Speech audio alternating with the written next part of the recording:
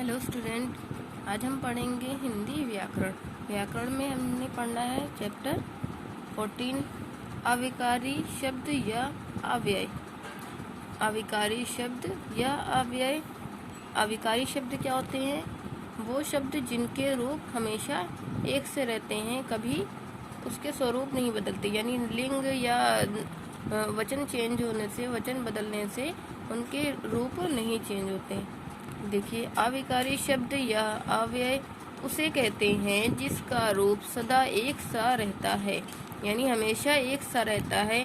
लिंग या वचन के कारण इसमें कोई विकार यानी कुछ भी परिवर्तन नहीं होता है, जैसे कल, परसों, आगे, पीछे, इधर, उधर आदि। ये सारे शब्द क्या हैं? अविकारी शब्द हैं।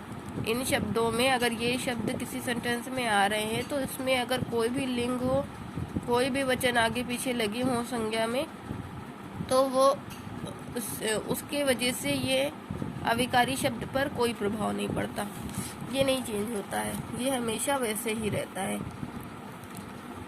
अव्यय के मुख्य 4 भेद हैं, यानी इसके 4 प्रकार हैं। पहला है क्रिया विशेषण अव्यय, दूसरा संबंध बोधक अव्यय, तीसरा समुच्चय बोधक और चौथा विस्मयादि बोधक अव्यय। 4 प्रकार के होते हैं। अब देखिए, पहला क्या है? क्रिया विशेषण अव्यय। इसके अंदर क्या होता है? जो शब्द क्रिया की विशेषता बताते हैं क्रिया की विशेषता बताते हैं, क्रिया विशेषण अव्यय कहलाते हैं। जैसे पवन धीरे धीरे लिखता है। पवन लिखता है, कैसे लिखता है? इसकी विशेषता बता रहा है, लिखता है, ये क्रिया है। अब क्रिया की विशेषता बता रहा है कि वो धीरे धीरे लिखता है। तो यहाँ पर देखिए, अगर पवन लिखा गया है, अगर यहाँ पर पवन की जगह पर रीमा या श्वेता कोई भी नाम दे दिया जाता तो इसकी वजह से यहाँ पर चेंजिंग होती, लिखता है की जगह लिखती है हो जाता। लेकिन ये शब्द जो अविकारी शब्द है ये चेंज नहीं होता, ये वैसे ही रहेगा, धीरे धीरे ही रहेगा। ठीक है, तो इससे ये पता चल रहा है कि ये अविकारी शब्द है, ये चेंज नहीं होता है। अब देखिए, यहाँ पर है नेहा उधर जा रही है। देखिए, यहाँ पर नेहा है, लिंग चेंज है, तो इससे यहाँ पर क्रिया में चेंजिंग आई है। क्रिया में रहा है नहीं रही है कर दिया गया, तो इसलिए इसमें इस पर कोई असर नहीं पड़ा, ये नहीं चेंज हुआ। उधर ये है अविकारी शब्द, ये नहीं चेंज हुआ। अब ये क्या है कि इसकी क्रिया की विशेषता बता रहा है ये शब्द उधर की, नेहा जा रही है, किधर जा रही है? उधर जा रही है। इसकी विशेषता बता रहा है क्रिया की, तो ये क्रिया विशेषण अव्यय हो गए। अब है संबंध बोधक अव्यय।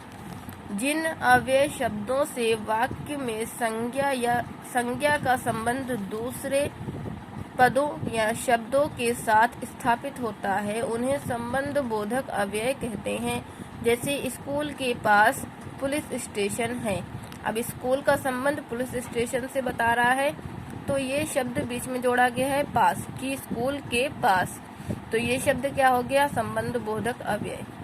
इसका संबंध बता रहा है, इससे स्कूल का संबंध पुलिस स्टेशन से बता रहा है कि स्कूल के पास पुलिस स्टेशन है। फिर दूसरा, कमरे के अंदर छात्र है। छात्र कमरे में है, इसका संबंध बता रहा है अंदर, ये शब्द। तो इन वाक्यों में पास और अंदर शब्द संबंध बोधक अव्यय हैं। संबंध बोधक अव्यय संज्ञा या संज्ञा के समान अन्य पदों के बाद आते हैं, जैसे बिना, तक, भर आदि। ये संबंध बोधक अव्यय ही है, ये शब्द भी संबंध बोधक अव्यय है। तीसरा, समुच्चय बोधक अव्यय। 2 या 2 से अधिक शब्दों या वाक्यों को जोड़ने वाले शब्दों को समुच्चय बोधक अव्यय कहते हैं। देखिए, 2 या 2 से अधिक शब्दों को या फिर वाक्यों को, यानी सेंटेंस को जोड़ने वाले शब्द समुच्चय बोधक अव्यय कहलाते हैं। जैसे हीरा और मोती बाजार गए,